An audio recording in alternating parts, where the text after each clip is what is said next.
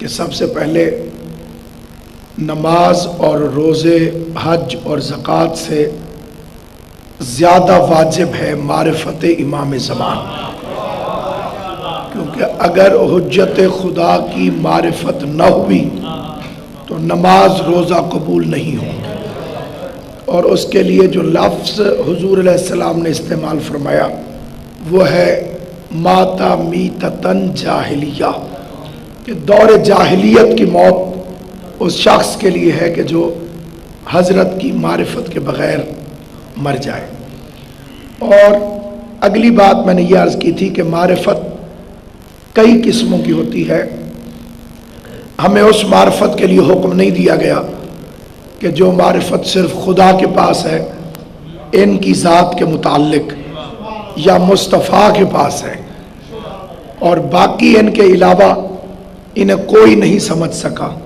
سلمان و ابو ذر کی سمجھ میں بھی معرفت کا وہ درجہ نصیب نہیں ہوا۔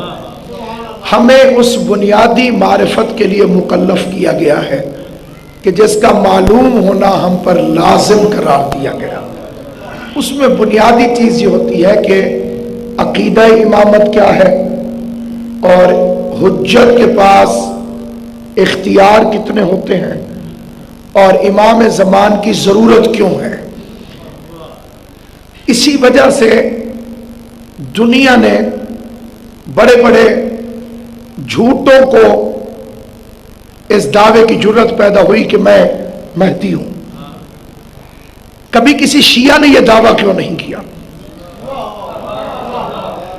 147 آن دا ریکارڈ لوگ موجود ہیں جنہوں نے دعویٰ کیا کہ ہم بھی نبی ہیں، لیکن کبھی کسی علی اور ولی اللہ پڑھنے والے نے دعوی نبوت نہیں کیا۔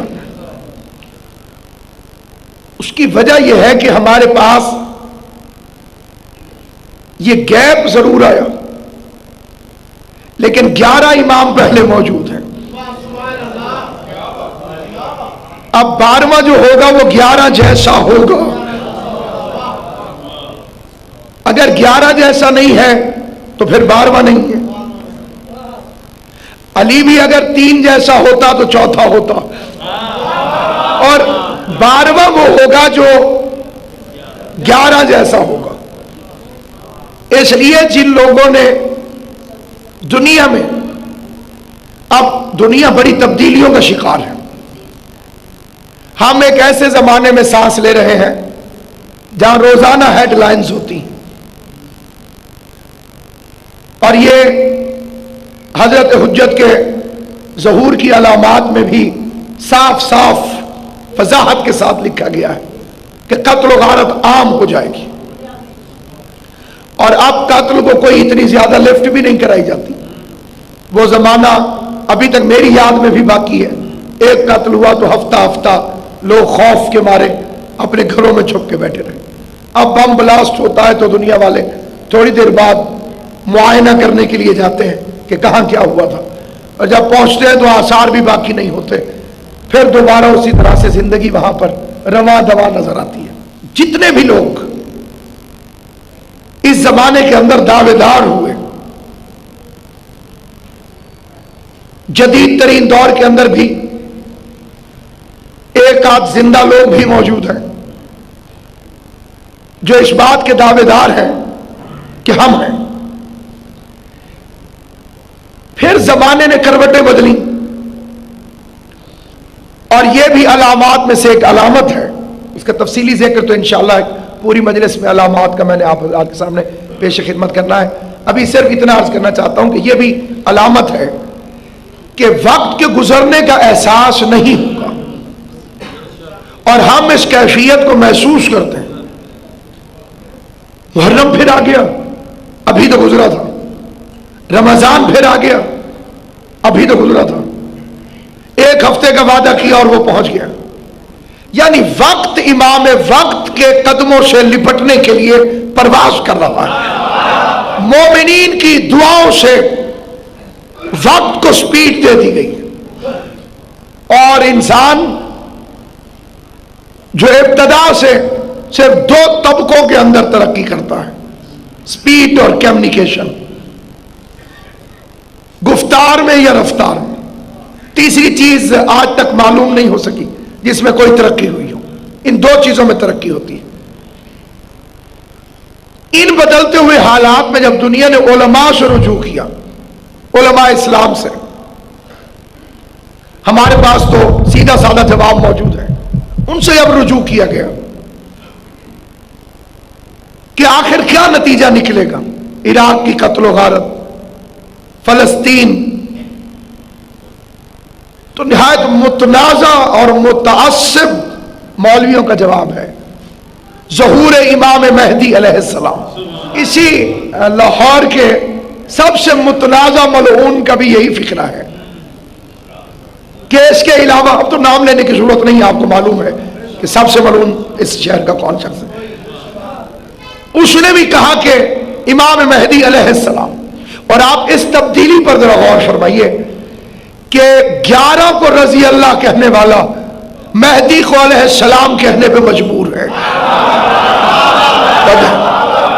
یہ ہے حکومت.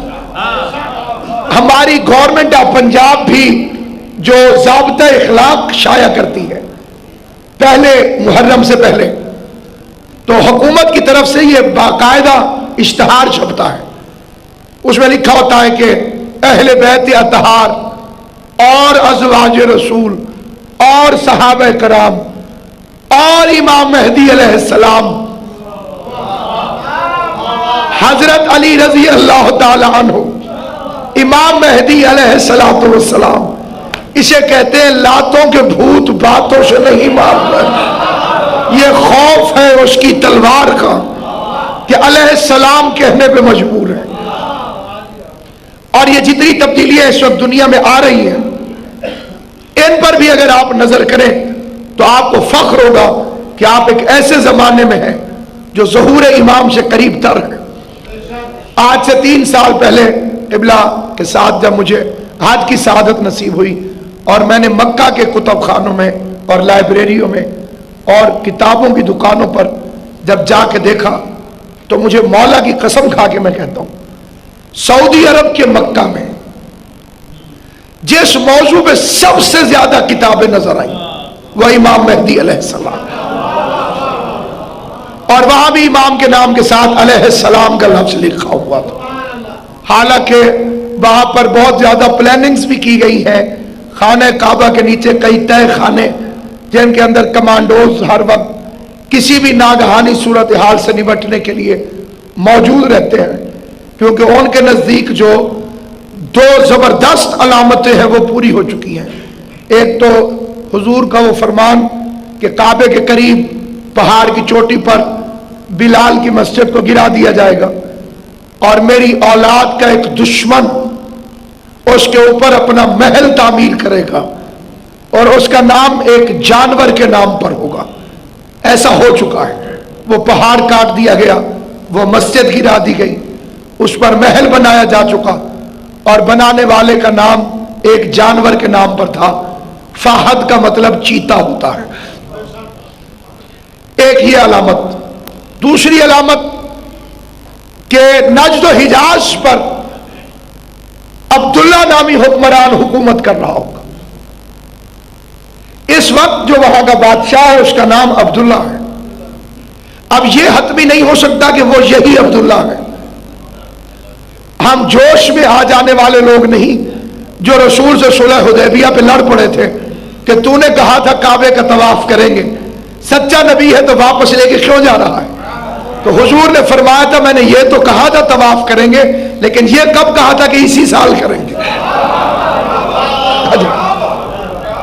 تو اب یہاں پر سامعین گرامی ایک علامت، اور ایک علامت میں یہ بھی آئی روایت کے عراق پر یکے بعد دیگرے 3 عبدل حکومت کریں گے. ان کے ناموں کے ساتھ عبدل کا لفظ استعمال ہوگا. عبد الناصر، عبد الکریم اور دوسرا بھی عبد الکریم. یہ 3 لوگ واقعاً یکے بعد دیگرے حکومت کر چکے ہیں. اور امیر المومنین نے فرمایا کہ ان کے بعد جب ان کا چوتھا آئے گا وَهُوَ أَظْلَمُ النَّاسِ، وہ ظالم ترین انسان ہوگا. خالی ظالم نہیں بلکہ ظالم ترین. ازلم، ظالم کی جو سپرلیٹو ڈگری ہوتی ہے عربی گرامر کے مطابق، اور وہ جو 3 عبدال کے بعد وہاں پہ حکمران آیا اس کا نام صدام ہے۔ آیت اللہ باقر الصادر نے اس کے متعلق یہ فرمایا تھا کہ یزید اگر آج ہوتا تو صدام ہوتا، اور صدام اگر 61 ہجری میں ہوتا تو یزید ہوتا۔ اظلم الناس۔ اور پھر امام نے کیا فرمایا، یہ فقرہ بڑا دلچسپ ہے، امام نے فرمایا کہ خدا اس ظالم کو ایک ظالم کے ذریعے دفع کرے گا۔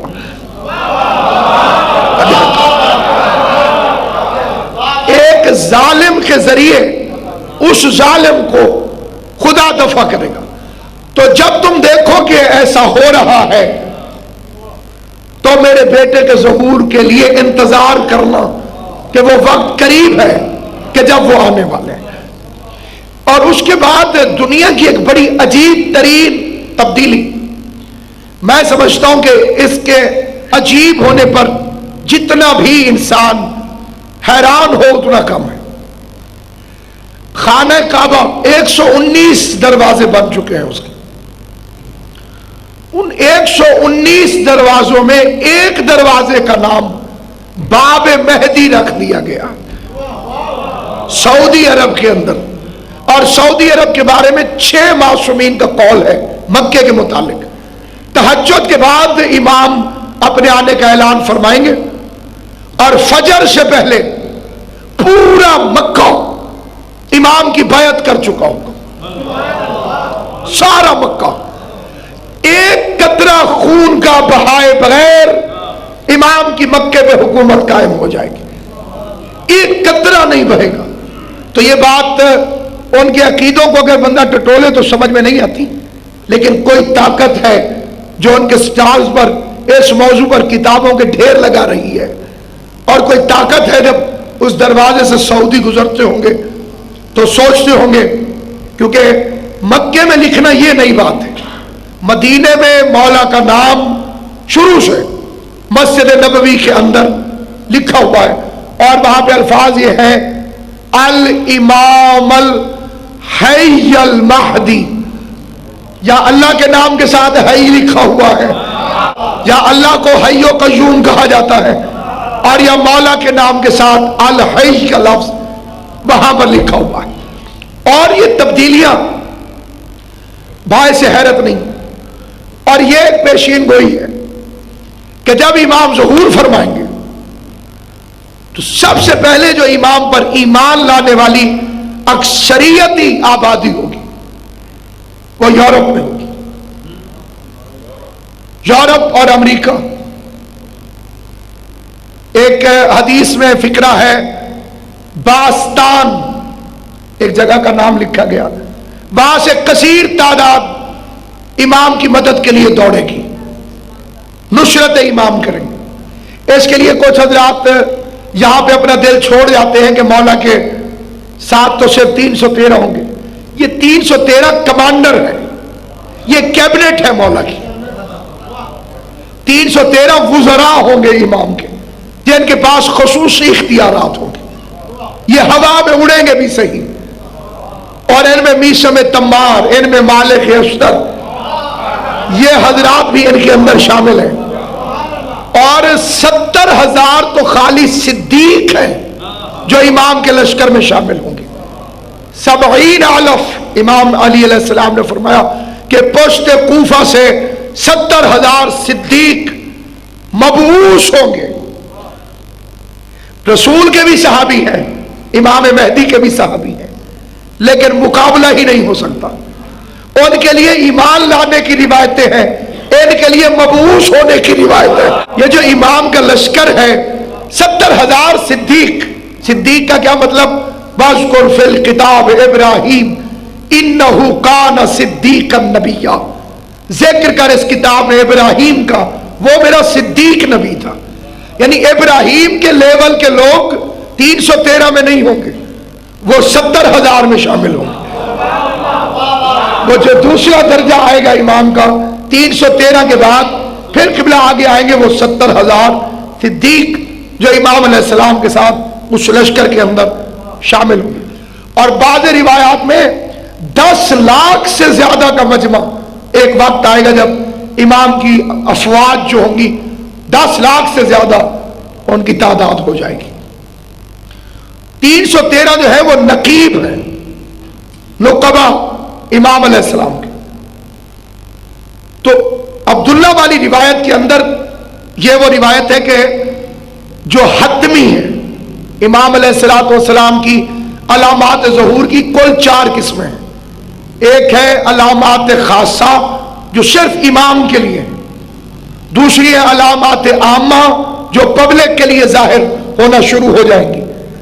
خاصہ مثلا تلوار کا مولا سے بولنا اور حضرت کا خروج فرماتے وقت ذوالجناح کا آ جانا اور ان کا امام سے سوار ہونے کے لیے استدعا کرنا، یہ ساری خاصہ ہیں جو خود امام علیہ السلام سے جڑی ہوئی ہیں۔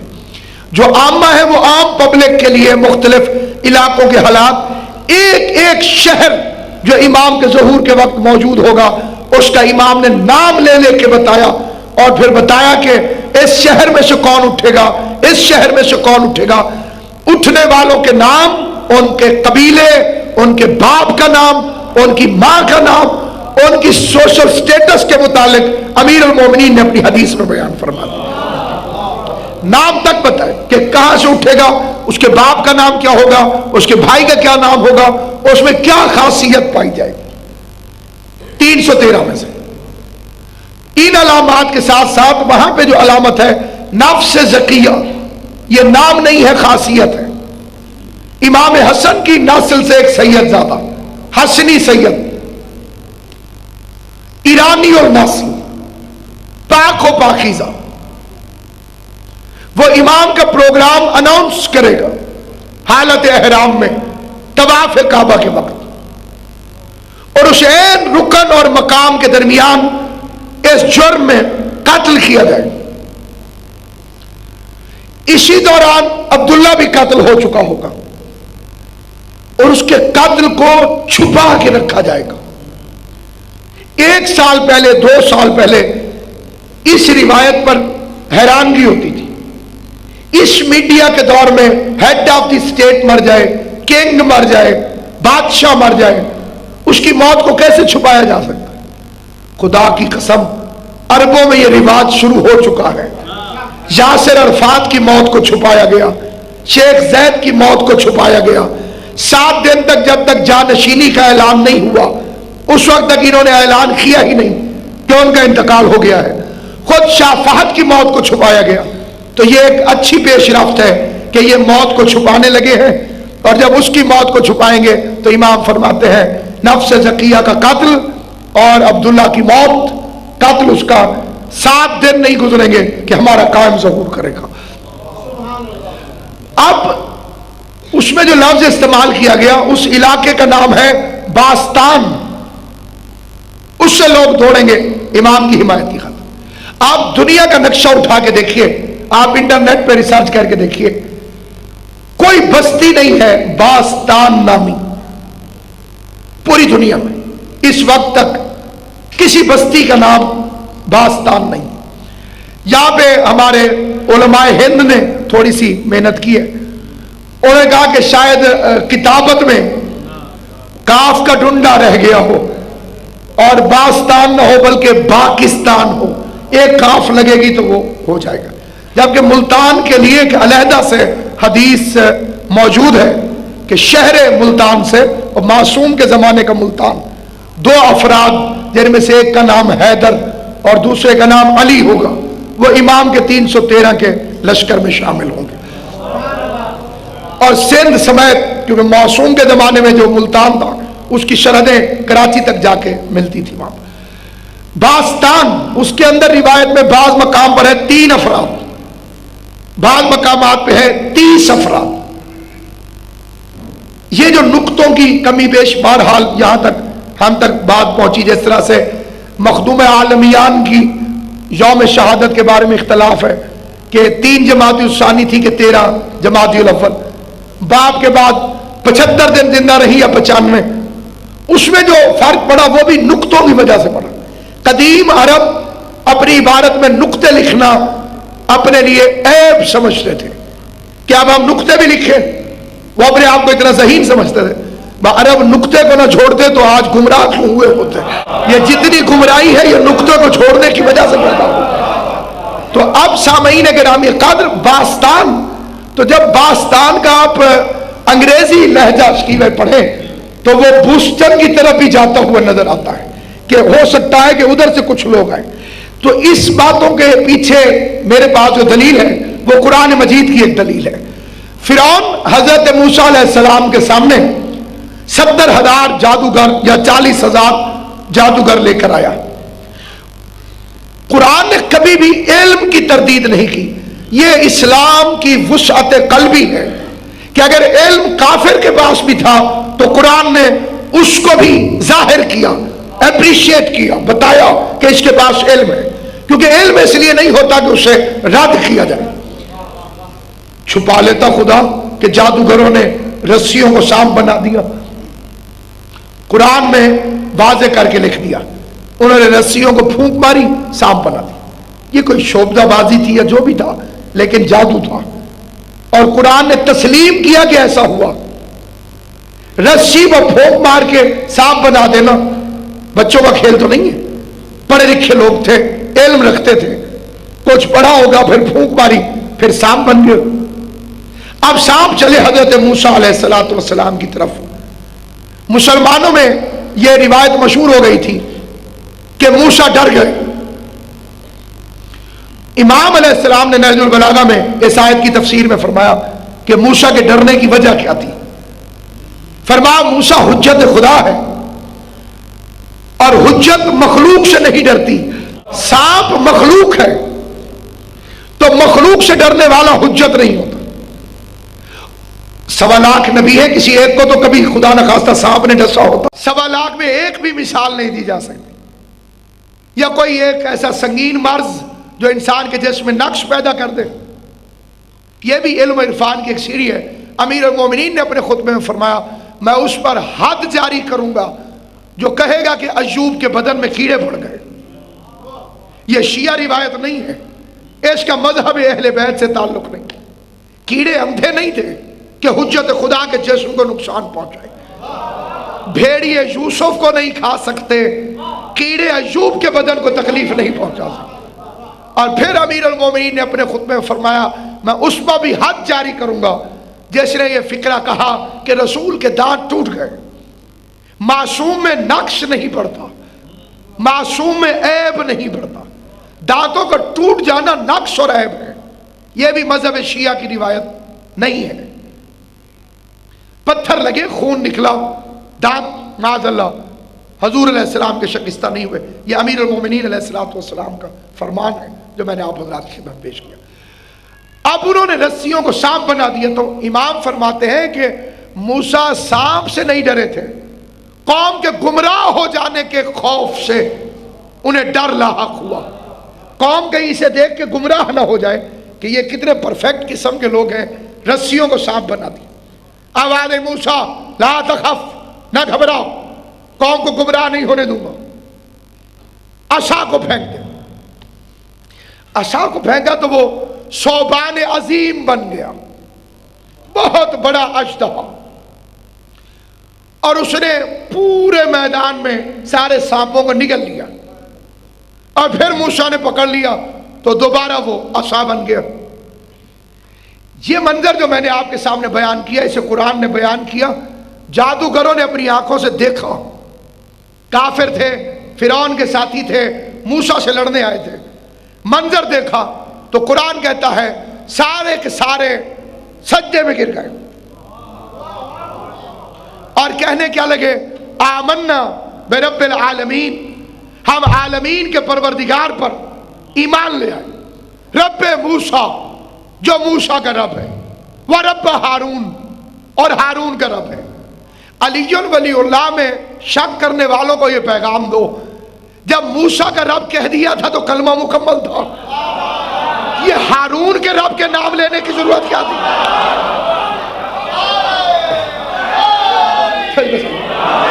خالی اتنا کہہ دیتے ہم موسیٰ کے رب پر ایمان لائے، ہم عالمین کے رب پر۔ 3 فکرے ہیں ایمان لانے کے لیے جنہیں جادوگروں نے اپنی زبان سے کہا۔ 20واں پارہ سورہ مبارک قصص اس کے اندر یہ لکھا ہوا ہے ہم ایمان لائے عالمین کے پروردگار پر، ایک پہلی گواہی ہو گئی، موسیٰ کے پروردگار پر دوسری گواہی ہو گئی، ہارون کے پروردگار پر تیسری گواہی ہو گئی۔ انہیں معلوم تھا کہ اگر ادھر سے ایمان لانا ہو تو نبی کے ساتھ ساتھ اس کے وزیر پر ایمان لانا ضروری ہے۔ ہارون وزیر ہے،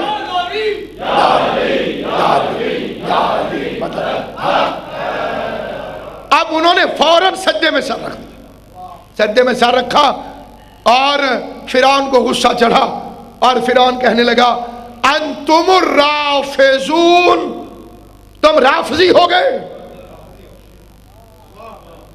دیکھیے ہمیں کہا جاتا ہے رافضی، ہمارے لیے ایک گالی بنائی گئی ہے اور اس گالی کا نام ہے رافضی۔ یہ شیعہ تو ہے روافض، یہ رافضی ہے، رافضی۔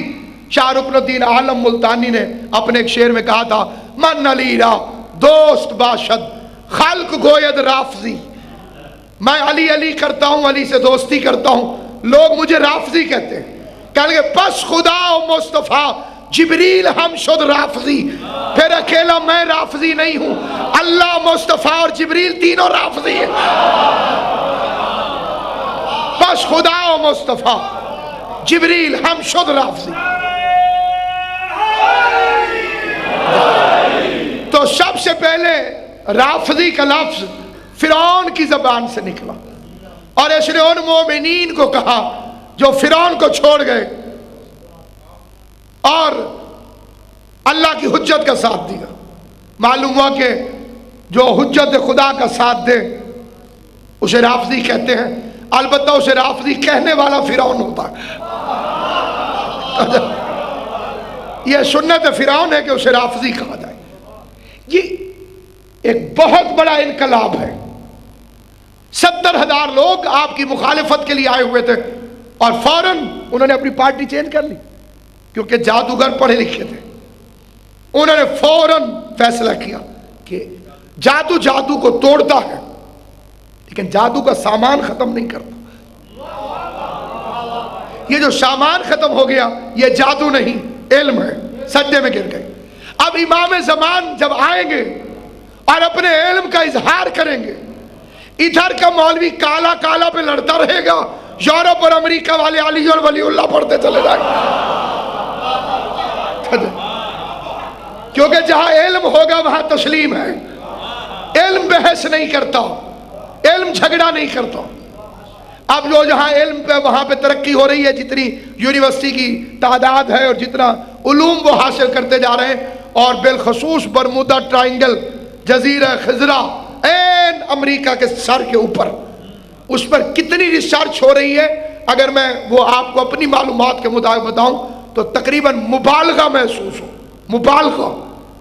اسی کے تناظر میں آپ ان کی جتنی مشہور اداروں کی فلمیں بنتی ہیں اس میں حساب و کتاب اور اعداد و شمار کے مطابق ہر 5ویں فلم اس موضوع پہ بن رہی ہے کہ کوئی امریکہ پر آفت آئی ہے اور اس کا مقابلہ کرنا ہے۔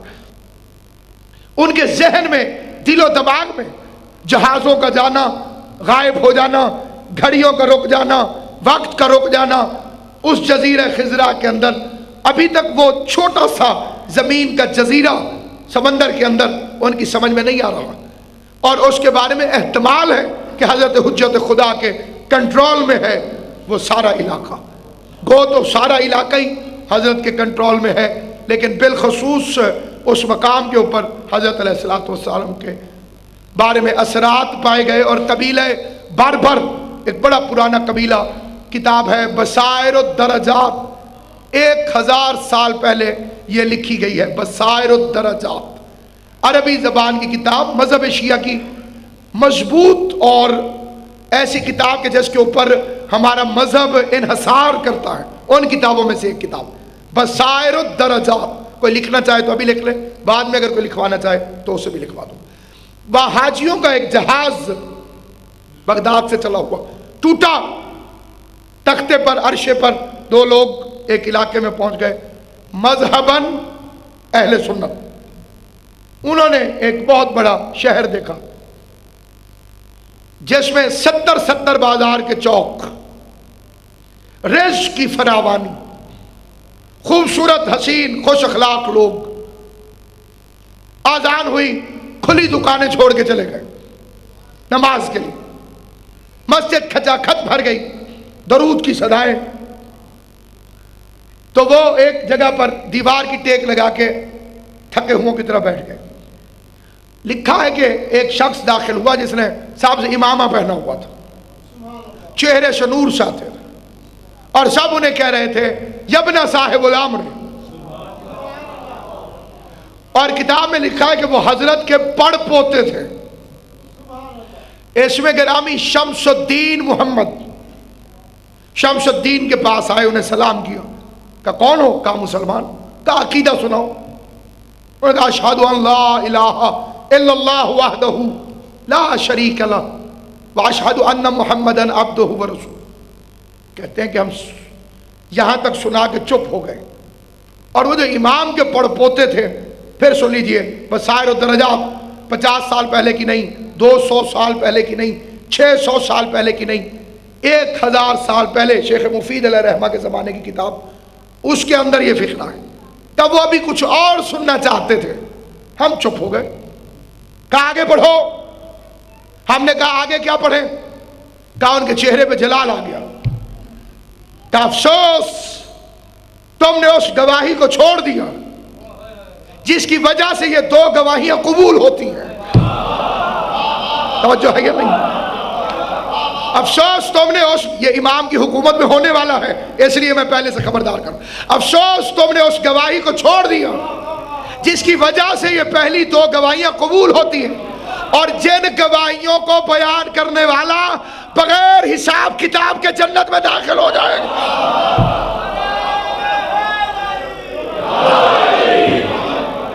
بغیر حساب کتاب کے جنت میں داخل ہو جائے گا۔ اور اس سلسلے میں اب ظاہر ہے کہ میں گناہگار انسان ہوں، معجزہ تو میں کہہ نہیں سکتا، لیکن یہ میرے لیے بہت بڑی چیز ہے کہ جدہ میں نے ایک مجلس میں یہی روایت پڑھی، تو ایک مولانا مجھ سے بہت لڑے، انہوں نے کہا جی بغیر حساب کتاب کے بندہ جنت میں نہیں جا سکے گا، اللہ حساب لے گا، اللہ وہاں پر حساب کتاب لینے کے بعد پھر جنت عطا کرے گا، ایسا ہو نہیں سکتا۔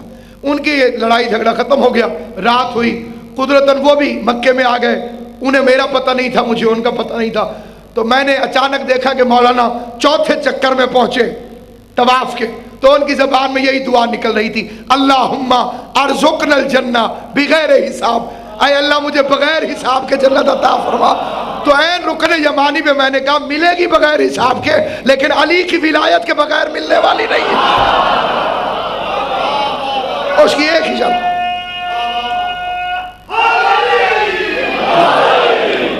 کیونکہ امام زمان کی زیارت میں ایک فقرہ ہے، السلام علیکہ ایھا المنفذ الغدیر، اے غدیر کے نافذ کرنے والے، جو ہے یہ نہیں آپ، اے غدیر کو نافذ کرنے والے آپ پر میرا سلام۔ تو ظاہر ہے کہ امام جب تشریف لے کر آئیں گے تو وہ غدیر کو عملی طور پر نافذ کریں گے، اور امام کا وجود غدیر پر ایک دلیل ہے، سقیفہ غیر مستقل ہے، غیر مسلسل ہے، اس لیے انتخاب سقیفہ آج پوری دنیا میں کہیں موجود ہے، اور غدیر کا تسلسل ہے ظہور امام حضرت کو ہونا، اور وہ ایک ایسی ناگزیر ضرورت جس کے بغیر نہ اسلام کو عزت مل سکتی ہے نہ مسلمان کو عزت مل سکتی ہے۔ اسی لیے دوسری علامات کے لیے ایک ہے علامات حتمیہ اور ایک ہے علامات غیر حتمیہ۔ علامات حتمیہ کا مطلب کیا ہے؟ وہ علامتیں جو ضرور پوری ہوں گی، ان کی تعداد 7 ہے، ضرور ہوں گی، امام علیہ السلام کے آنے سے پہلے ان علامات کا ظہور پذیر ہونا ضروری ہوں گی، انہیں کہتے ہیں حتمیہ۔ دوسری ہے علامات غیر حتمیہ۔ وہ غیر حتمیہ کیا ہے؟ یہ ہے خدا کی مرضی، تقدیر، لوح، یہ بھی 2 قسم کی ہوتی ہے، ایک وہ جو لوح ثبت ہے، لوح محفوظ ہے، اور ایک لوح ثبت ہے۔ لوح محفوظ اسے کہتے ہیں کہ جو چینج نہ ہو سکے، لوح ثبت وہ ہے جو حالات کے تحت تبدیل ہوتی رہتی ہے۔ اللہ نے لکھا کہ اسے 1 روٹی دوں گا، ساتھ میں یہ بھی لکھا دعائیں پڑھے گا تو ایک اور بھی دے دوں گا، جو جس میں چینجنگز ہو سکتی ہیں، خدا جنہیں تبدیل کر سکتا ہے وہ بھی موجود ہے. یعنی جسے آپ سمجھیے اس کی ارادے میں تبدیلی، اس کے مشیت میں، جسے عقیدہ بدع کہا جاتا ہے، جس پر ایمان رکھنا مذہب اہل بیت میں واجب ہے.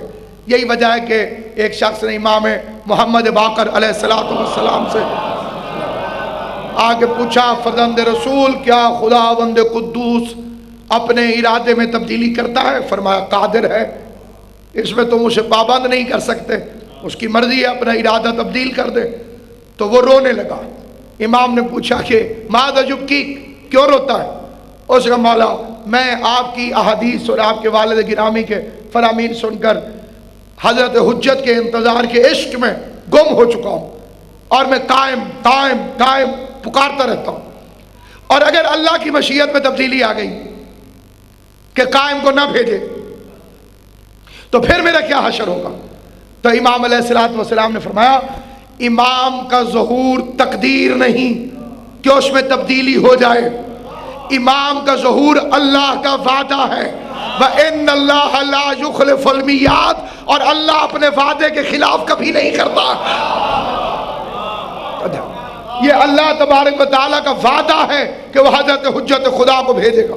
اور رسول خدا نے فرمایا یہ دنیا چاہے ایک دن بھی باقی رہ گئی تب بھی میرے بیٹے کا ظہور ہوگا، اور اس ایک رات کو اتنا طویل کر دیا جائے گا، اتنا طویل کہ ہر ایک کے ساتھ عدل ہو جائے، قسطن و عدلہ، عدل و انصاف سے زمین کو ایسے بھر دیا جائے. تقریباً 309 سال کی روایات ہیں کہ امام کی حکومت رہے گی آنے کے بعد 309 سال تک مسلسل. اور یہی وہ عرصہ ہے جو اصحاب کہف غار کے اندر، اصحاب کہف و اصحاب رقیم، یہ دو لفظ کیوں استعمال کیے گئے؟ کہف امام زمانہ کا نام ہے، اصحاب کہف مہدی کے اصحاب. اگر امام نے نہیں آنا تو اللہ نے ان کو زندہ کیوں رکھا ہوا ہے؟ وہ امام کے انتظار میں موجود ہیں. عیسیٰ کیوں زندہ ہیں؟ امام کے انتظار میں موجود ہیں. آج تک کیوں نہیں راز کھول سکا کہ احرام مصر کیا ہے؟ امیر المومنین کا خطبہ ہے مصر کی سرزمین پر، احرام مصر کے درمیان گھوڑے پہ کھڑے ہو کے حیدر کرار نے ان کی طرف دیکھ کے کہا اے میرے بیٹے مہدی کے خزانوں، خدا تمہاری اس وقت تک حفاظت کرے جب تک میرا بیٹا ظہور نہیں کر لیتا. تحقیقات کے بعد مفروضے تو قائم کیے گئے لیکن اس کی اصل تک کوئی نہیں پہنچ سکا. وہاں پہ بھی دیکھیے کہ جو ممیز آپ کو دکھائی جاتی ہیں پوری تیاری کے ساتھ سوئے پڑے جیسے اٹھنا ہو، کیونکہ اٹھنے کا تصور اس زمانے میں بھی موجود تھا، نوکروں سمیت، چاکروں سمیت، زیورات سمیت، دولت سمیت. ان کے ذہن میں ہے کہ دوبارہ اٹھنا ہے، اور ایک نے نہیں سب نے آنا ہے. وَعَجِّلْ فَرَجَهُمْ، ہمارے ذہن میں یہ بات اکثریت بچوں کے ہے کہ صرف مولا آئیں گے بعد میں امام. اللہم صلی علی محمد و آل محمد وعجل فرجہم، فرجہو ہوتا تو ایک آتا، فرجہم جتنے آل محمد ہیں سب آئیں گے اور باری باری حکومت کریں گے. اور دنیا میں خدا اس عرصے کو شیطان کو دکھا کے کہے گا انی اعلم ما لا تعلمون، ان کے لیے کائنات بنائی تھی، یہ وہ حقیقت ہے جسے میں جانتا تھا اور فرشتے نہیں جانتے. وہ حضرت کی حکومت جب سکہ چلے گا درود شریف کا جتنا اکٹھا کیا ہوا ہوگا وہ خزانہ بن جائے گا. ولایت علی کا جب سکہ چلے گا، حضرت کے ظہور کے وقت ایمان قبول نہیں ہوگا. یہ بھی ایک بڑی عجیب و غریب بات ہے، اس کی ڈیٹیل میں کل آپ کی خدمت میں، یعنی امام کو دیکھ کے اگر کوئی شروع کر دے گا کہ میں ایمان لے کر آیا تو اس کے ایمان کی حالت وہی ہوگی جو ڈوبتے ہوئے فرعون کی حالت. اس نے بھی کہا تھا انا من المسلمین، میں مسلمان بندہ ہوں. جبرائیل کو موسیٰ علیہ السلام نے فرمایا ریت اٹھا کے اس کے منہ میں ڈال دے، کیونکہ اب اس کے لیے ایمان فائدہ مند نہیں ہے. اس لیے معرفت امام کے زینوں پر سفر کرنے سے پہلے، حجت خدا کے ظہور سے پہلے، ان کے اقتدار، ان کے اختیار اور ان کی وہ اصلی پوزیشن جس خدا نے ان کو عطا فرمائی ہے اس پر اعتراف رکھنا، اس پر یقین رکھنا اور حضرت کا انتظار کرنا واجبات میں شامل کر دیا گیا۔ حضرت کے لیے درود پڑھنا واجبات میں شامل کر دیا گیا۔ حضرت کے لیے صدقہ دینا واجبات میں شامل کر لیا گیا۔ حضرت کے لیے دعا مانگنا دو روایتیں معصومین علیہ السلام۔ پہلی روایت اس میں امام نے فرمایا جو 4 مردوں اور 4 عورتوں پر لعنت نہ بھیجے اور اس کی دعا قبول نہ ہو تو ہم سے شکایت نہ کرے۔ دوسرا جس میں امام علیہ السلام نے فرمایا کہ جو قائم آل محمد کے لیے دعا نہ پڑھے، ان کے لیے دعا نہ مانگے اور اس کی کوئی اور دعا قبول نہ ہو تو اسے چاہیے کہ اپنی عقل پر روئے کہ اس نے ضروری دعا کو چھوڑ کر غیر ضروری دعاؤں کی طرف رجوع کیا۔ یعنی امام کے ظہور کی دعا ہر دعا سے بلند، برتر، ضروری اور لازمی قرار دی۔ شیخ توسی علیہ رحمہ ہمارے مذہب کی بڑی جلیل القدر ہستی ہیں جن کے متعلق یہی کافی ہے کہ حجت خدا سے براہ راست درس حاصل کرتے تھے، اور براہ راست درس حاصل کرنے والوں کی تعداد علماء نے جو لکھی ہے وہ 200 سے زیادہ ہے جنہیں امام علیہ السلام نے۔ اس صورت میں ایک واقعہ شہزادہ علی اکبر کی شہادت کے حوالے سے آپ وجہ سنتے ہیں تو وہ 2 شخصیات ہیں جنہیں آپس میں مکس کر دیا جاتا ہے۔ ایک شیخ مہدی ہیں، ایک آقائے مہدی ہیں، ایک سید مہدی بحر العلوم، یہ بہت بڑے عالم تھے، یہ واقعہ ان سے متعلق نہیں ہے۔ وہ شیخ مہدی مازندرانی کا واقعہ ہے جو مصائب کے متعلق ہے۔ یہ جو مہدی ہیں سید مہدی، یہ اپنے درس کے کمزور ترین طالب علم روز استاد اٹھا کے باہر کھڑا کر دیتا ہوں۔ ایک دن کھڑا کیا، شدید دھوپ میں پاؤں تڑپنے لگے، رات ہوئی تو مسجد سہلہ میں آ گئے، عبادت شروع کر دی۔ اس مسجد کے بارے میں روایات ہیں کہ ہر بدھ کی شب امام علیہ السلام اس مسجد میں تشریف لے کر جاتے ہیں، روایات کے اندر موجود ہے۔ تو وہاں پر توسل کیا حجت خدا، اور حضرت کے توسل کے لیے اتنی تاکید ہے کہ خود امام پنجم نے فرمایا کہ جب تمہیں مشکل گھیرنے لگے تو ہم 11 کو پکارا کرو، اور جب مشکل سر پہ آ جائے تو مہدی کو پکارا کرو۔ یعنی اگر تلوار رکھ دی جائے یہاں پر اس وقت بھی امام زمان کا توسل کیا جائے تو حضرت مدد کے لیے پہنچتے ہیں، امام علیہ السلام مدد کے لیے تشریف لے کر آتے ہیں۔ تو وہاں تڑپے اور حضرت کا توسل کیا تو حضرت نے نزول اجلال فرمایا اور کہا سید مہدی میرے قریب آؤ۔ وہ اٹھے اور قریب آئے، کہا کیوں بلایا، کیوں پریشان ہو؟ کہا سینہ علم سے خالی ہے اور اسکول میں مدرسے میں بہت بے عزتی ہوئی ہے۔ تو آپ نے 2 روایتیں، ایک ہے کہ کنکری کو اٹھایا اور اسے چوس کر اسے دے دیا، دوسری ہے کہ سید مہدی کو سینے سے لگایا اور تھوڑا سا پھینچا۔ تو پہلے بالکل ان پڑھ تھے اور جب امام نے سینے سے ہٹایا تو پھر لقب ہو گیا بحر العلوم۔ یعنی آپ تشریح کے لیے لفظ ہے علوم، علم نہیں، علوم کا سمندر، چھو کر علوم کا سمندر بنا دیا۔ خالی امام علیہ السلام نے مس کیا لعاب سے یا سینے سے، علوم کا سمندر ہو گیا۔ اور یہی شیخ مہدی علیہ رحمہ فرماتے ہیں کہ انہی سے روایت ہے کہ 4 معصومین کا فرمان ہے شیخ مہدی کے مطابق، زیادہ کا ہو سکتا ہے لیکن جو انہوں نے لکھا 4 کا، کہ یہ جو شب ہے شب جمعہ، اس شب جمعہ کے اندر ایک تو ساری حجتیں کربلا جاتی بالخصوص رسول خدا، اور دوسری اہم ترین روایت یہ ہے کہ حضور علیہ السلام کو روتے ہوئے دیکھا جمعے کی صبح صحابہ کرام، اور آگے پوچھا کہ یا رسول اللہ صلی اللہ علیہ وآلہ وسلم معاذ یبکیک معاذ اللہ، خدا معاف کرے آپ کیوں روتے ہیں؟ فرمایا تمہارے مردوں نے مجھے رلا دیا، تمہاری میتوں نے مجھے رلا دیا۔ کمالا ہماری میتوں نے آپ کو کیسے رلایا؟ حضور علیہ السلام نے فرمایا کل شب جمعہ تھی اور خدا ہر شب جمعہ روحوں کو آزاد کر دیتا، جہاں کہیں بھی خدا نے روحوں کو رکھا ہوا ہو آزاد کر دیتا شب جمعہ، اور فرماتا ہے کہ جاؤ کچھ لے کر آؤ تاکہ میں تم پر رحم کروں۔ تو حضور نے فرمایا تمہارے والدین کی روحیں، تمہارے بہن بھائیوں کی روحیں جو اس دنیا سے جا چکے تھے تمہارے گھروں کے اوپر موجود رہی اور استغاثہ کرتی رہی کہ ہمیں کچھ دو تاکہ خدا ہم پر رحم کرے. بالخصوص والدین کی روح اور والدین میں ماں کی روح. صادق آل محمد کی روایت ہے ماں کی روح پوری شب جمعہ جہاں جہاں بچہ جاتا ہے پیچھے پیچھے جاتی ہے, میرے لال کچھ دے تاکہ مجھ پر رحم ہو. امام نے فرمایا اگر تم ان کے گریہ اوزاری کو سن لو تو تمہارے بال سفید ہو جائیں, تمہاری دنیا کی لذتیں ختم ہو جائیں کہ کس طرح چیخ و پکار کر کے وہ تم سے التجا کرتے ہیں, تم بوڑھے ہو جاؤ.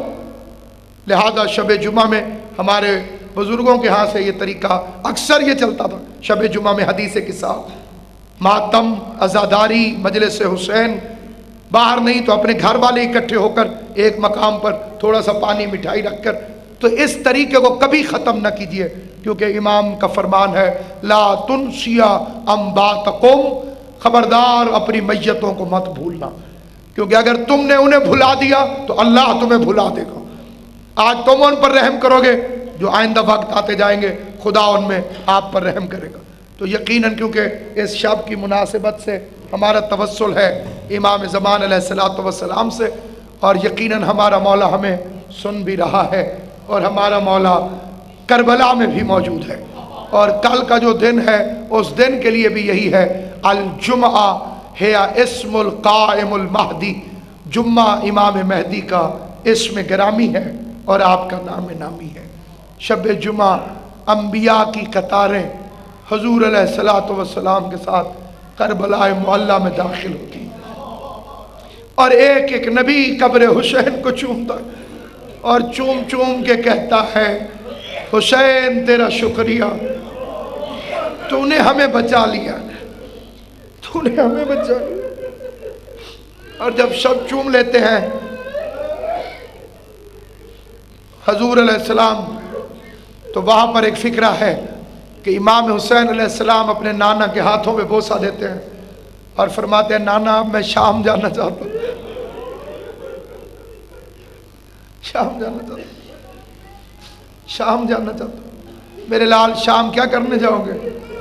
حسین فرماتے ہیں آپ میرے پاس آئے کہ میں نے آپ کو بچایا, میں شام جا کے اس کا شکریہ ادا کرتا ہوں جس نے مجھے بچایا.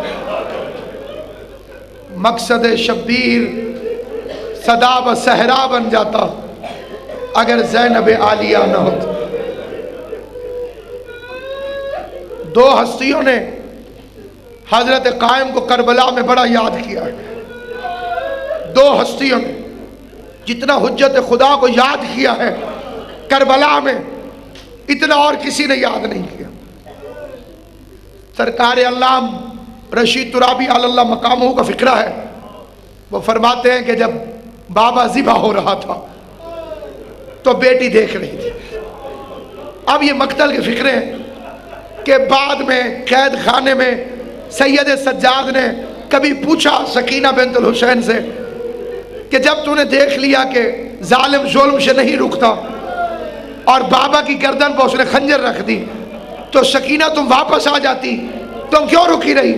تو رو کے کہا بھیا میں نے سمجھا کہ شاید ظالم ذبح کر کے چلا جائے گا, پھر میں بابا کے سر کو اٹھا لوں گی, لیکن ظالم نے ذبح کرنے کے بعد اپنے ظلم کو نہ روکا بلکہ اپنے نجاسات حسین کی زلفوں میں ڈال دیے, اور ادھر ظالم حسین کے سر کو اٹھا کے چلا اور ادھر سکینہ پیچھے چلی اور بار بار یہی کہتی جاتی تھی ظالم مجھے دے دے, تجھے اٹھانا نہیں آتا.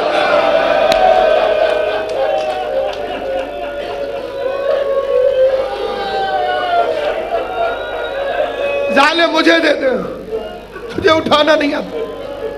جب اس نے اپنے نجاسات حجت خدا کی زلفوں میں ڈالے اور سر کو اٹھایا تو یہ قبلہ علامہ رشید ترابی کا فکرہ ہے کہ حسین ابن علی کے لب ہلے. شیخ الملعون کہتا ہے میں نے سمجھا کہ بد دعا کر رہا ہے, میں نے سمجھا کہ بد دعا کر رہا ہے. کہتا ہے جب میں نے اپنے کانوں کو امام کے لبوں کے قریب لگایا تو دو نام زبان سے نکل رہے تھے, ایک علموں والے عباس کا نام نکل رہا تھا اور دوسرا فکرہ آ رہا تھا مہدی دیکھ میری یتیمہ کو تماچا لگا.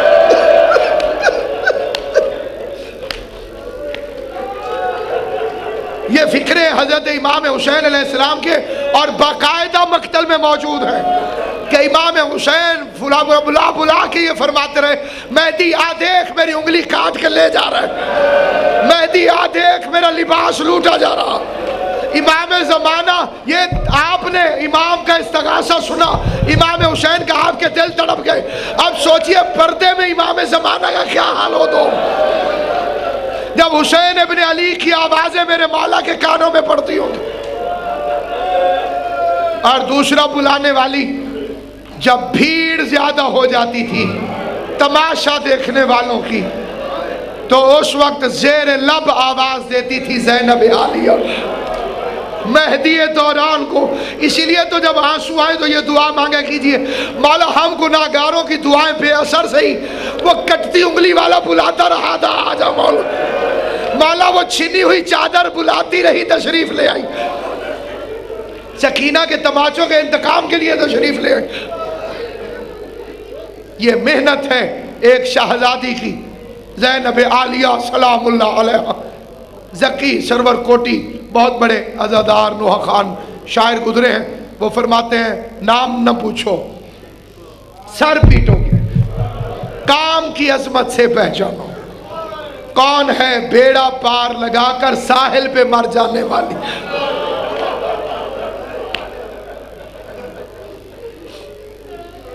علی کے سب سے زیادہ دشمنوں کا شہر تھا شام، اور اسے فتح کر کے آئی بی بی زینب، فتح کر کے آئی۔ کل کی تقریر کے آخری جملے اگر آپ کے ذہن میں ہو، امام کے لشکر میں وہ ہوگا جسے اولاد سے زیادہ امام پیارے ہوں، کیا کہنے شہزادی تیرے۔ شکیل بھائی آپ سے دعا لینے کے لیے دو شعر پڑھتا ہوں۔ حضرت نجم آفندی بہت بڑا نوحہ خان شاعر، اور قومے میں چلے گئے، کراچی میں انتقال ہوا، کچھ عرصہ لاہور بھی رہے تھے، انتقال کراچی میں ہوا، قومے میں چلے گئے، اور ڈاکٹر حیران تھے، آنکھوں سے دیکھنے والے لوگ بتاتے ہیں کہ پورا جسم اپنی حالت پر نہیں ہے، سب بے ترتیب، لیکن ہاتھ یوں چلتے رہے۔ انتقال سے 5-10 منٹ پہلے ہوش آیا اور قلم مانگ لیا، قلم مانگ لیا، اتنی بیماری، قومے سے ہوش میں آئے، قلم مانگ لیا، قلم آیا تو 2 شعر لکھے اور انتقال ہو گیا۔ پہلا شعر لکھا، ہاتھ رکتے ہی نہیں ہیں ماتم شبیر سے،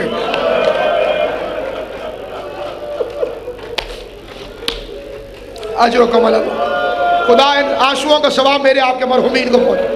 ہاتھ رکتے ہی نہیں ہیں ماتم شبیر سے، استفادہ کر رہا ہوں موت کی تاخیر سے۔ ہاتھ رکتے ہی نہیں ہیں، نقوی صاحب، ہاتھ رکتے ہی نہیں ہیں ماتم شبیر سے، استفادہ کر رہا ہوں موت کی تاخیر سے۔ اور اگلا شعر، آخری شعر، کا دشت میں بچوں کے لاشوں سے یہ کہہ کر ہٹ گئی۔ بڑا عجیب شعر ہے خدا کی قسم۔ ہاتھ رکتے ہی نہیں ہیں ماتم شبیر سے، استفادہ کر رہا ہوں موت کی تاخیر سے، دشت میں بچوں کے لاشوں سے یہ کہہ کر ہٹ گئی، مامدہ ٹکرا نہ جائے مقصد شبیر۔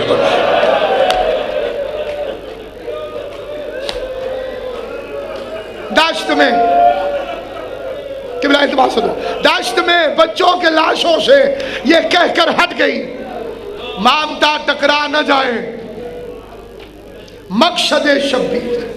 آج تحقیق کا دروازہ کھولنے والوں نے بحثیں کھولی ہوئی ہیں، علی کی بیٹی کتنا عرصہ قید رہی، کوئی کہہ دیتا ہے 1 سال، کوئی کہتا ہے 4 مہینے، کوئی کہتا ہے کون سا چہلم کیا۔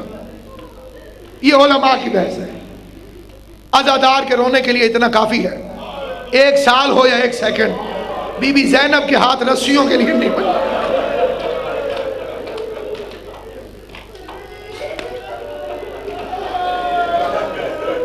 اس لیے حضرت عباس نے جب مرنے کی اجازت طلب کی تو اس وقت بی بی کافی دیر خاموش رہی، حسین ابن علی بھی خاموش رہے، اور یہ مقتل کا فکرہ، اور کیا فکرہ ہے خدا کی قسم۔ یہ اہمیت عباس سمجھنے کے لیے اس جملے پر نظر ہونا ضروری ہے۔ حضرت عباس نے کہا مرنے کی اجازت علی کی بیٹی بھی چپ ہو گئی، علی کا بیٹا بھی چپ ہو گیا، زینب اور حسین دونوں چپ ہو گئے۔ اب مقتل کا فکرہ سنیے، لکھا ہوا ہے ایسا محسوس ہوتا تھا جیسے بہن اور بھائی کے جسم سے جان نکل گئی۔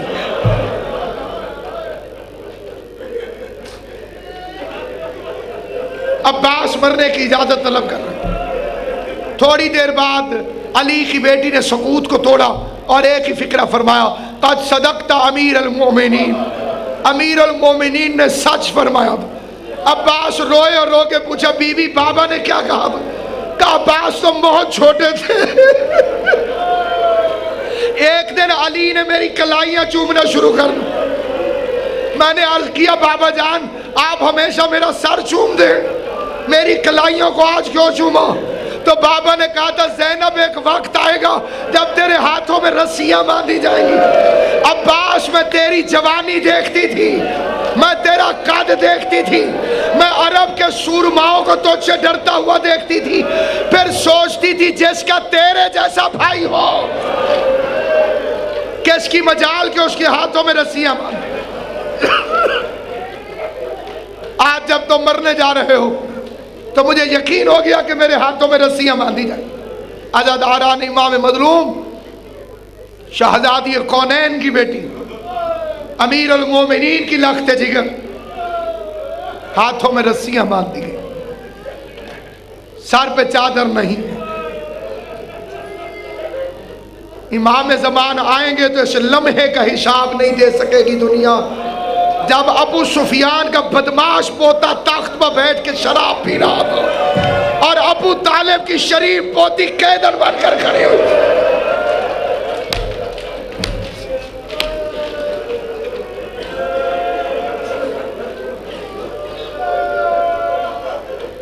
وہ شراب پی رہا، شہزادی کونین کی بیٹی شریک عصمت زہرا، محافظہ امامت، محافظہ مقصد سورہ کوثر دربار میں۔ پھر قید خانہ آ گیا، قید خانے میں اپنے بیٹے مہدی کو یاد کرتی رہی۔ نوحے کے شعر ہیں بی بی کے، جس میں ایک لفظ استعمال کیا ہے بی بی زینب عالیہ نے امام زمان کے لیے، اے بے قصوں کی پناہ گاہ،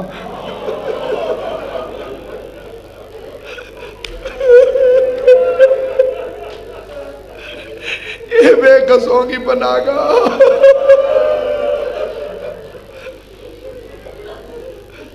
اے بے قصوں کی پناہ گاہ۔ پھر ایک وقت آیا اب ظالم تھک گئے، یزید کی خواب میں رسول نہیں آئے تھے اور نہ ہی یزید رسول خدا سے ڈرنے والا ہے، جو اللہ سے نہیں ڈرا وہ رسول سے کیا ڈرتا۔ پھپھی بھتیجے کی تبلیغ نے انقلاب برپا کر دیا، لرز گئی شام، سجاد کے سجدوں سے، بی بی زینب کے خطبوں سے۔ پہلے قید خانہ روتا تھا، اب زمانہ رونے لگا، اب لوگوں کے گھروں سے رونے کی آوازیں بلند ہوتی تھی۔ کیا کر بیٹھے ہیں، کن کا تماشا دیکھا، کون کہہ دی؟ ظالم بادشاہ نے اپنے اقتدار کی کشتی کو ڈوبتے دیکھا، سیاسی طور پہ اس نے سید سجاد سے کہا آپ چلے جائیے مدینے سے۔ فرمایا میں اپنی پھپھی سے پوچھوں گا۔ اس جملے میں اس لیے ٹھہر گیا تاکہ ایک فکرہ اور کہتا تھا، امام زمان آئیں گے پھر پتہ چلے گا کہ بی بی زینب کا منصب کیا تھا، وہ بتائیں گے کہ بی بی کا منصب کیا تھا۔ کسی نبی نے اتنا کام نہیں کیا۔ خطیب عالم محمد علامہ سید اظہر حسن زیدی علی اللہ مقامہ نبر اللہ مرقدہ، کسی نے پوچھا زیدی صاحب نبیوں پہ بھی بڑے ظلم ہوئے، آروں سے چیرا گیا، پتھروں میں پیسا گیا، کسی نبی کا چہلم نہیں ہوتا، کسی نبی کی مجلس نہیں ہوتی، کسی نبی کے لیے ماتم نہیں ہوتا، کسی نبی کے لیے جلوس نہیں نکلتا، حسین کے لیے کیوں ہوتا ہے؟ زیدی صاحب کا فکرہ بچوں کو بھی یاد کرا دینا. رو پڑے اور رو کے فرمایا کسی نبی کی زینب جیسی بہن نہیں تھی.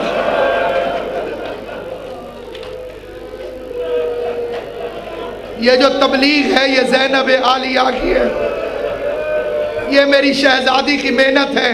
آج حسین کا غم نوحہ بن کے کائنات میں گونج رہا ہے. آج حسین حسین جو پوری کائنات میں ہو رہا ہے یہ ایک بی بی کی تبلیغ کا نتیجہ ہے. امام اسے کہتے ہیں جو راستہ بتائے، جو راستہ بتائے وہ امام ہے. کیا عہدہ تھا بی بی زینب کو؟ زمانے کا امام جن سے پوچھتا تھا بی بی ادھر سے جائیں کہ ادھر سے جائیں. زمانے کا امام قید خانے میں جس کا دربان بن کے بیٹھ جائے، وقت کی حجت جس کا مہاری بن کے پیدل چل رہا ہو. پھپھی اماں ظالم کہہ رہا ہے کہ وطن پہ چلے جائیے، کا سجاد گواہ رہنا شام تھکی ہے زینب نہیں تھکی.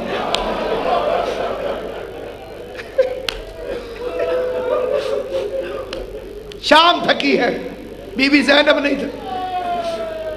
اسے کہے میری 3 شرطیں ہیں. کہہ دی شرطیں مان کے رہا ہوتے، منوا کے رہا نہیں ہوتے. علی کی بیٹی اگر قیدن ہوتی پھر شرطیں کیسے منواتی؟ مبلغ تھے سجاد اور زینب. شرطیں بیان کی. پہلی شرط لوٹا ہوا مال واپس کر. دوسری شرط شہیدوں کے سر دے. تیسری شرط مجلس کے لیے مکان دے. یہ بی بی زینب کی حسرت ہے.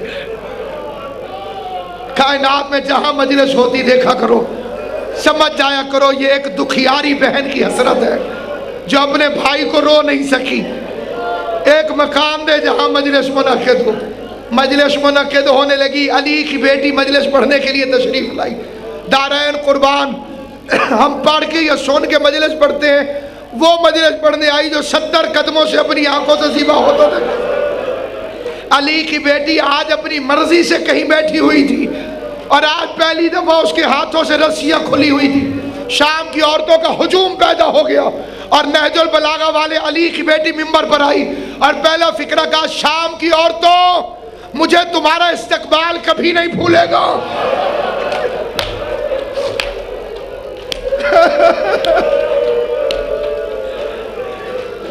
اے شام کی عورتوں، علی کی بیٹی کو تمہارا استقبال کبھی نہیں بھولے گا. جب میں آئی تھی تو تمہاری جھولیوں میں پتھر تھے. اور اگلا فکرہ عجیب فکرہ ہے. فرمانے لگی تمہارا رش بہت زیادہ تھا، تمہارے ہاتھ ایک دوسرے کی ہاتھوں سے ٹکرا رہے تھے. اگر کسی دل میں پتھر مارنے کی کوئی حسرت باقی رہ گئی ہو، نہ شام میں پتھر ختم ہوئے ہیں، نہ زینب ابھی یہاں سے گئی ہے. جاؤ پتھر لے آؤ، علی کی بیٹی حاضر ہے.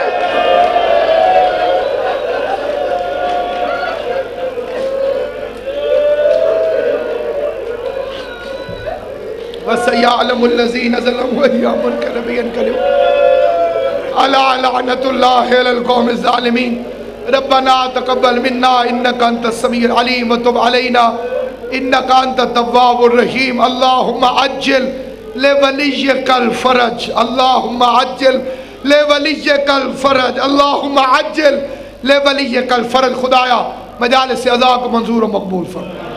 شہزادی کونین کی عزت و عظمت کا واسطہ امام زمان کے ظہور میں تعجیل فرما. حضرت کے ظہور کو ہمارے لیے باعث عافیت قرار دے.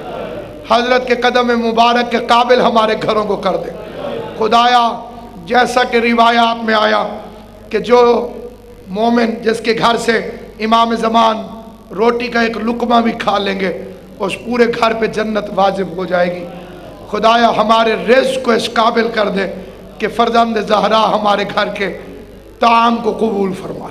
شہزادی کونین کا واسطہ جو بیمار ہے انہیں صحت کاملہ و عاجلہ عطا فرما. جو مقروض ہے ان کے قرض ادا فرما. مومن مخصوص کی بالخصوص دعا ہے جس سے مومنین کو زیادہ فائدہ ہونا ہے. آپ حضرات سے التماس ہے صدق دل سے شب جمعہ میں مجلس امام زمان کے توسل سے امام کے حضور التماس ہے. خدایا شہزادی کونین کے صدقے میں اس دعا کو نقوی صاحب کی دعا کو جلد از جلد شرف قبولیت عطا فرما. امام زمان کا صدقہ جتنے حاضرین میں بیمار ہیں یا روئے زمین پر جہاں کہیں بھی کوئی مومن اگر بیمار ہے تو اس کی بیماری کو صحت میں تبدیل فرما. کوئی مومن یا مومنہ اگر غمگین ہے تو اس کے غم کو خوشی میں تبدیل کرو، بھوکا ہے تو اس کی بھوک کو سیراب میں بدل، بھٹکا ہوا ہے تو اسے اوطان کی طرف لوٹا۔ شہزادی کونین کا واسطہ، آل محمد کی عزت و عظمت کا واسطہ، ہمیں امیر المومنین کے شیعوں جیسے اعمال کرنے کی توفیق عطا ہو۔ شہزادی کونین کا واسطہ ہمیں عقیدوں میں اتنا مضبوط کر کہ ہم حجت خدا کے سامنے پیش ہونے میں شرمندگی محسوس نہ کریں۔ ہمارے جذبوں میں امام کا انتظار اس طرح سے گھول دے کہ جب حجت خدا تشریف لائیں، زندہ ہوں یا ہم مردہ، ہم ان کے قدموں میں پہنچنے کی سعادت حاصل کریں۔ محمد و اہل بیت محمد کی عزت و عظمت کا واسطہ، شب جمعہ کا واسطہ، مجلس عزا کا واسطہ، قبر حسین کو چومنے کی توفیق عطا فرما۔ کربلا کے رستے اب آسان ہوتے جا رہے ہیں میرے مولا، انہیں مزید آسان فرما دے۔ خدایا اس جگہ کی زیارت کر نصیب فرما جہاں تیرا زمانے کا امام بھی حاضری دینا اپنے لیے باعث عزت و فخر سمجھ دے۔ امام زمان کے صدقے میں کربلا کے رستوں کو آسان کر، ہر مومن اور مومنہ کو قبر حسین چومنے کی توفیق عطا۔ ہمارے صغیرہ و کبیرہ گناہ معاف فرما، ہمیں گناہوں پہ آئندہ زندگی میں قادر ہونے کی توفیق نہ دے، اور محمد و آل محمد کے صدقے رضا محمد و آل محمد کی کوششوں کی ہمیں توفیق عطا فرما۔ اللہم صلی علی فاطمۃ و ابوہا و بعلہا و بنوہا، اللہم صلی علی صاحب العصر والزمان امام زماننا ھذا، روحی و ارواح العالمین لتراب المقدم الفدا، عجل اللہ تعالی فرجہ الشریف، سہل اللہ تعالی مخرجہ الشریف، ولعنت اللہ دائما باقیہ علی اعدائہم وغاصب حقوقہم ومنکری فضائلہم ومصائبہم وولایتہم وغیبتہم اجمعین۔ پروردگارہ شہزادی کونین کی عزت و عظمت کا واسطہ تیرے حضور التماس ہے، میرے قبلہ و کعبہ مخدوم سید مصطفیٰ حسن گردیزی صاحب، قبلہ سید نزاکت حسین شاہ صاحب اور جمیع مومنین و مومنات جو اولاد نرینہ کے لیے طلبگار ہیں، امام زمان کا صدقہ انہیں اولاد نرینہ عطا ہو۔ محمد و اہل بیت محمد کی عزت و عظمت کا واسطہ قبلہ زاہد بخاری صاحب کو، ان کے والد کو اپنے عزیزوں سمیت ہمیشہ آباد و شاد، ان کی والدہ کو شہزادی کونین کے صدقے صحت کامل و عاجل عطا۔ قبلہ مخدوم سید ناصر عباس بخاری صاحب مجلس عزا میں جلوہ فکن ہے، شہزادی کونین کے واسطے سے ان کے بچے کی خوشیوں میں حضرت امام زمان علیہ السلام کی نصرت اور سایہ نصیب فرما۔ قبلہ شکیل بخاری صاحب کی اہلیہ کو، میری بہن کو صحت کامل و عاجل عطا۔ جتنی دعائیں ہمارے دلوں میں موجود ہیں، معبود تو دانا و بینا ہے، علیم و بذات صدور ہے، اے خدا امام زمان سے ہماری سفارش کر کہ وہ ہماری دعاؤں کو شرف قبولیت عطا۔ اے امام زمان آپ اپنے خدا سے ہماری سفارش کیجیے کہ وہ ہماری دعاؤں کو شرف قبولیت عطا۔ جمیع شیعان امیر المومنین کے لیے ایک مرتبہ سورہ الحمد اور 3 مرتبہ سورہ اخلاص کی تلاوت کریں۔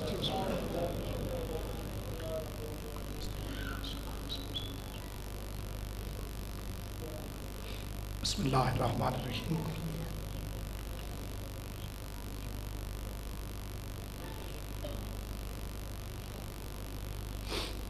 اللہم بحق دم المظلوم بلغ ثواب هذه الفاتحہ والاخلاص ومجلس عزا الى ارواح جمیع شیعان امیر المؤمنین، انکا مجیب الدعوات، انکا علی کل شیء قدیر، بجاہ صاحب العصر۔